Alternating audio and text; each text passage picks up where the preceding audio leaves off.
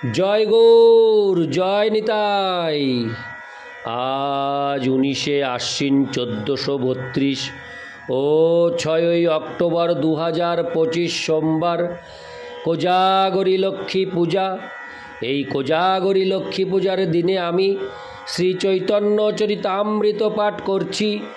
আজ আমি পাঠ করছি শ্রী চৈতন্য চরিতামৃতের মধ্যলীলা প্রথম খণ্ড, দশম পরিচ্ছেদ, শ্রী চৈতন্য মহাপ্রভুর জগন্নাথপুরীতে প্রত্যাবর্তন এবং বৈষ্ণব সহ মিলনের শ্লোক 23 থেকে 36।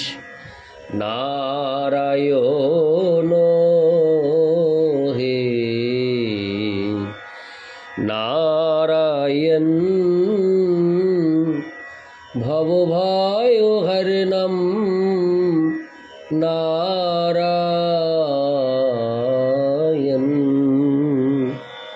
শ্লোক 23। কাশী মিশ্র কহে, আমি বড় ভাগ্যবান, মোর গৃহে প্রভুপাদের হবে অবস্থান।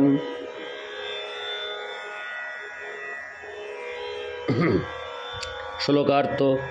সেই কথা শুনে কাশী মিশ্র বললেন, আমি অত্যন্ত ভাগ্যবান যে প্রভুপাদ শ্রী চৈতন্য মহাপ্রভু আমার গৃহে অবস্থান করবেন। এই শ্লোকে শ্রী চৈতন্য মহাপ্রভুর সম্বন্ধে প্রভুপাদ শব্দটির ব্যবহার অত্যন্ত তাৎপর্যপূর্ণ।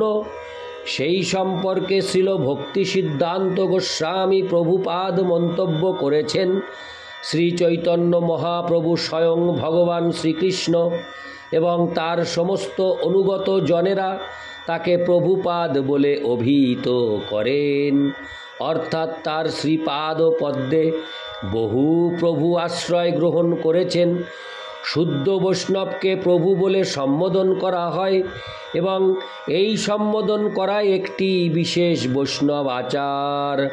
অনেক প্রভু যখন অন্য কোনো প্রভুর শ্রীপাদ পদ্মে আশ্রয় গ্রহণ করেন তখন তাকে প্রভুপাদ নামে অভিহিত করা হয়। শ্রী নিত্যানন্দ প্রভু এবং শ্রী অদ্বৈত আচার্য প্রভুকেও প্রভুপাদ বলে সম্বোধন করা হয়। শ্রী চৈতন্য মহাপ্রভু, শ্রী অদ্বৈত প্রভু এবং শ্রী নিত্যানন্দ প্রভু এরা সকলেই বিষ্ণু তত্ত্ব, তাই তারা সমস্ত জীবেরই নিত্য আশ্রয়। শ্রী বিষ্ণু সকলেরই নিত্য প্রভু এবং শ্রী বিষ্ণুর প্রতিনিধি তার অন্তরঙ্গ সেবক, সেই কৃষ্ণ তত্ত্ববেত্তা শ্রী গুরুদেব তার শিষ্যের কাছে সাক্ষাৎ শ্রীকৃষ্ণ চৈতন্য বা হরি স্বরূপ বলে ওং বিষ্ণুপাদ বা প্রভুপাদ। তাছাড়া অপর শুদ্ধ ভক্ত বা শুদ্ধ বৈষ্ণব মাত্রই সমগ্র শীর্ষস্থানীয় জীবের কাছে শ্রীপাদ নামে অভিহিত। কিন্তু গুরুদেব বৈষ্ণব এবং তাদের অঙ্গীকৃত শিষ্য প্রত্যেকের কাছে পূজ্য তত্ত্ব প্রভু শব্দ বাচ্য।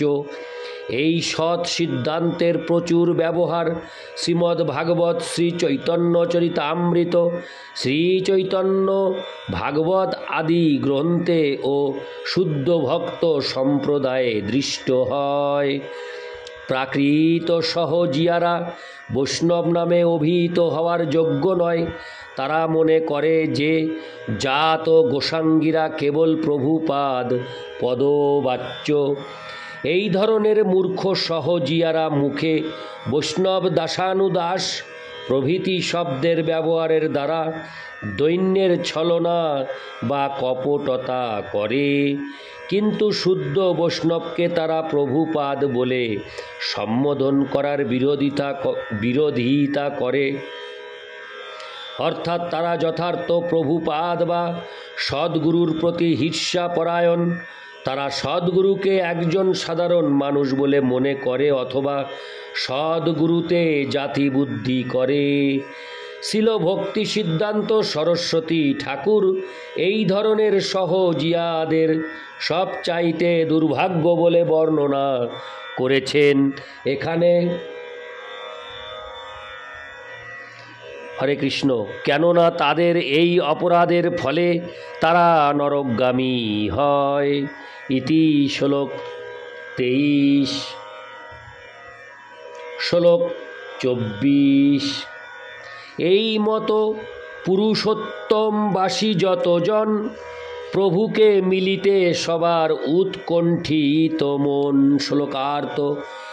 এইভাবে জগন্নাথপুরীর সমস্ত অধিবাসীরা শ্রী চৈতন্য মহাপ্রভুর সঙ্গে পুনরায় মিলিত হওয়ার জন্য উৎকণ্ঠিত হয়ে রইলেন। ইতি শ্লোক 24। শ্লোক 25। সর্বলোকের উৎকণ্ঠা যবে অত্যন্ত বাড়িল, মহাপ্রভু দক্ষিণ হইতে তবহি আইল। শ্লোকার্থ। সকলের উৎকণ্ঠা যখন প্রবলভাবে বর্ধিত হল, তখন শ্রী চৈতন্য মহাপ্রভু দক্ষিণ ভারত থেকে ফিরে এলেন। ইতি শ্লোক 25। শ্লোক 26 ও 27। শুনি আনন্দিত হইল সবাকার মন, সবে আসি সার্বভৌমে কইল নিবেদন। প্রভুর সহিত আমার সবার করাহ মিলন, তোমার প্রসাদে পাই প্রভুর চরণ। শ্লোকার্থ। শ্রী চৈতন্য মহাপ্রভুর ফিরে আসার সংবাদ পেয়ে সকলে অত্যন্ত আনন্দিত হলেন এবং তারা সকলে গিয়ে সার্বভৌম ভট্টাচার্যের কাছে নিবেদন করলেন, দয়া করে শ্রী চৈতন্য মহাপ্রভুর সঙ্গে আমাদের সাক্ষাৎ করিয়ে দিন।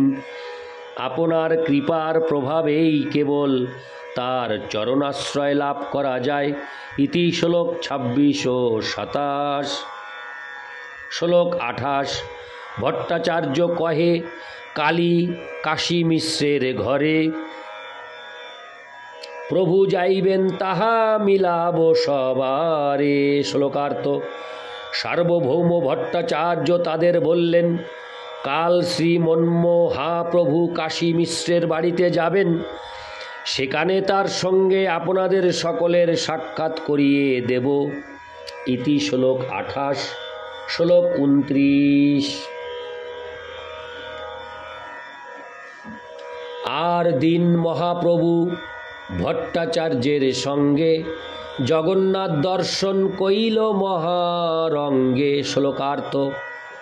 পরদিন শ্রী চৈতন্য মহাপ্রভু সার্বভৌম ভট্টাচার্যের সঙ্গে মহারঙ্গে জগন্নাথ দর্শন করলেন। ইতি শ্লোক 29। শ্লোক 30। মহাপ্রসাদ দিয়া তাহা মিলিলা সেবকগণ, মহাপ্রভু সবাকারে কইল আলিঙ্গন। শ্লোকার্থ।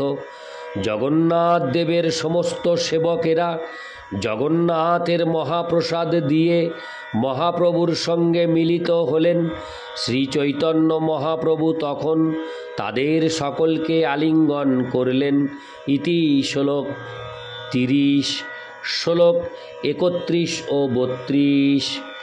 দর্শন করি মহাপ্রভু চলিলা বাহিরে, ভট্টাচার্য আনিল তারে কাশী মিশ্র ঘরে। কাশী মিশ্র আসি পড়িল প্রভুর চরণে, গৃহ সহিত আত্মা তারে কইল নিবেদনে। শ্লোকার্থ। জগন্নাথ দেবকে দর্শন করে শ্রী চৈতন্য মহাপ্রভু মন্দির থেকে বেরিয়ে এলেন। সার্বভৌম ভট্টাচার্য তাকে কাশী মিশ্রের বাড়িতে নিয়ে এলেন।